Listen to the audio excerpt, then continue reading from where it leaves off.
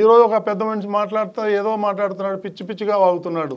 ఎందుకంటే వాళ్ళకి ఈ సాక్షి ఎవరైతే ఉన్నారో ఆ గజ దొంగలు వాళ్ళు హిందువుల మీద దాడి చేస్తున్నారు. మనమేమన్నా జెరూసలేం గురించి మాట్లాడుతున్నామా, లేకపోతే వాటికన్ సిటీ గురించి మాట్లాడుతున్నామా? మాట్లాడట్లేదు కదా. వాళ్ళు ఎందుకు హిందూ దేవాలయం మీద, తిరుపతి మీద ఎందుకు టార్గెట్ చేస్తారు? జగన్మోహన్ రెడ్డి కానీ, భారతి రెడ్డి కానీ, కరుణాకర్ రెడ్డి కానీ వీళ్ళందరూ ఎవరు అని నేను సూటిగా ప్రశ్నిస్తున్నా. వాళ్ళందరూ క్రిస్టియన్స్. వాళ్ళేంటి మన హిందూ దేవాలయం మీద దాడి చేసేది? మనం ఊరుకుందామా, ప్రతిఘటిద్దామా అని చెప్పేసి నేను యావత్ ప్రపంచానికి నేను తెలియజేయదలుచుకున్నాను. ప్రతి చిన్నమైన విషయానికి రాద్ధాంతం చేసి హిందువుల యొక్క మనోభావాలను దెబ్బతీస్తున్నారు వాళ్ళు. రమ్మనండి భారతిరెడ్డిని, జగన్మోహన్ రెడ్డిని, వచ్చి తల్లిళ్ళు ఇచ్చి గుండు కొట్టించుకొని నామాలు పెట్టుకొని కోనేట్లో మునిగి వెళ్ళమనండి దర్శనానికి. అప్పుడు మేము జై అంటాం వాళ్ళతోనే. రారు, ప్రసాదాలు తినరు, తిరుమలకు రారు, పట్టు వస్త్రాలు సమర్పించడు.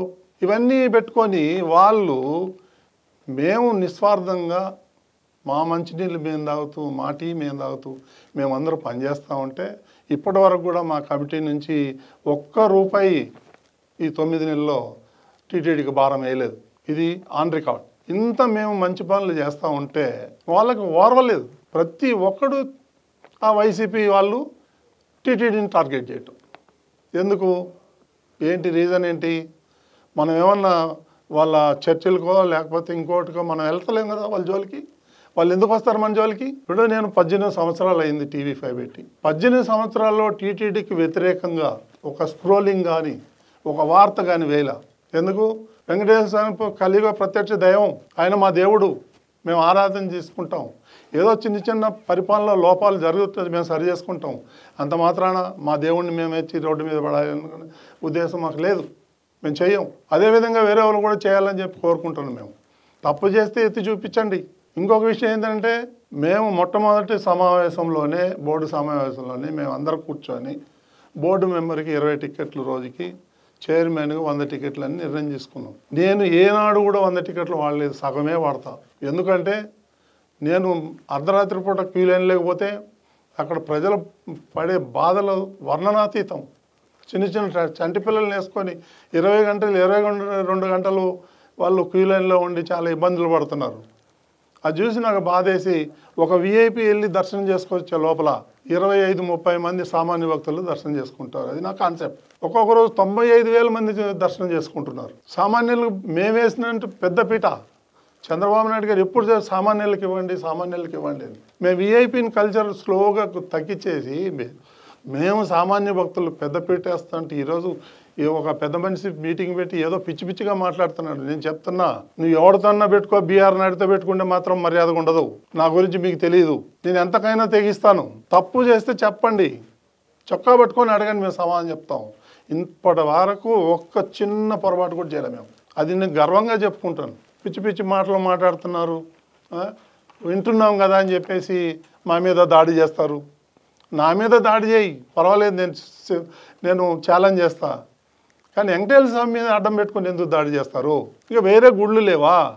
వేరే ప్రార్థనా మందిరాలు లేవా? ఎందుకు టీటీడీ మీద పడతారు మీరు? దీనికి ఒక చిన్న ఎగ్జాంపుల్ చెప్తా మీకు. ఏదైతే సిమ్స్ హాస్పిటల్ ఉందో అది నష్టాల్లో నడుస్తుంది కొన్నేళ్ల నుంచి. 2022లో ఇదే జగన్మోహన్ రెడ్డి ఈ క్రిస్టియన్ మేధావి టీటీడీకి అంటగట్టాడు. దానికి ఇప్పుడు 140 కోట్ల సంవత్సరానికి గుండి డబ్బులు పోతున్నాయి. అంటే వాళ్ళ ఉద్దేశం ఏంటంటే ఈ టీటీడీని అప్రతిష్ట పాలు చేయాలి, మళ్ళీ టీటీడీని అప్పుల పాలు చేయాలి. ఈ కరుణాకర్ రెడ్డి పెద్ద డకాయిట్, అవినీతికి రారాజు, అవినీతి అక్రమాలకు ప్రెసిడెంట్. ఆయన మాట్లాడతాడు అవినీతి గురించి. ఎక్కడో 30-40 కిలోమీటర్ల దూరంలో అవుట్స్కట్స్లో ఆయన వెంచర్లు వేస్తే ఆ వెంచర్లకి టీటీడీ సొమ్ము నుంచి సిమెంట్ రోడ్లు వేస్తాడు. అట్లాంటి వాడు మా గురించి మాట్లాడేది. పెద్ద గజ దొంగ. వెళ్తాయి టీడీఆర్ బాండ్లో, పోతారు లోపలికి, జైల్లోకి వీళ్ళందరూ.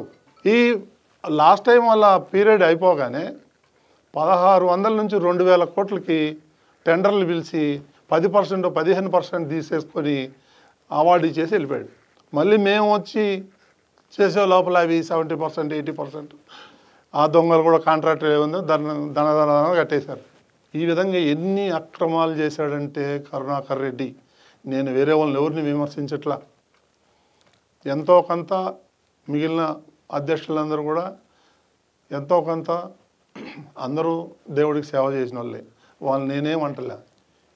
ఏదైతే గజదొంగ ఉన్నాడో కరుణాకర్ రెడ్డి అనే రాస్కేల్ ఎవడైతే ఉన్నాడో వాడు తిరుమలని భ్రష్టు పట్టిస్తున్నాడు. ప్రతిదీ పొద్దున్న లేస్తే సాయంత్రం దాకా వాడు అని కొడుకు ఇద్దరు దందాలు తప్ప వేరేదేం లేదు అక్కడ. వాడేదో పెద్ద బీరాలు రమ్మంటే ఛాలెంజ్ చేస్తారా, నీ ఆయంలో ఏమేమో అవినీతి జరిగిందని నేను ప్రూవ్ చేస్తా. ఇదంతా క్రిస్టియన్ బ్యాచ్, దొంగల బ్యాచ్. ఇది కన్వర్టెడ్ క్రిస్టియన్. ఒరిజినల్ క్రిస్టియన్స్ ఎవడు మన జోలికి రాడు, ఒరిజినల్ ముస్లిం మన జోలికి ఎవరు రారు, హిందువుల జోలికి. వీళ్ళంతా కన్వర్టెడ్ క్రిస్టియన్స్ కాబట్టి వాళ్ళు ఇష్టం వచ్చినట్టు మాట్లాడతారు. మేము పడాలనా? మాకేం అవసరం? మేమెందుకు పడతాం? తిరగబడతాం. మీరు మాట్లాడేది మా గురించి, మా దేవుళ్ళ గురించి. తస్మా జాగ్రత్త చెప్తున్నాను. మీ సాక్షి ఏదో ఇందాక కూడా స్క్రోలింగ్, ఇది ఉడత బెదిరింపులు అంట.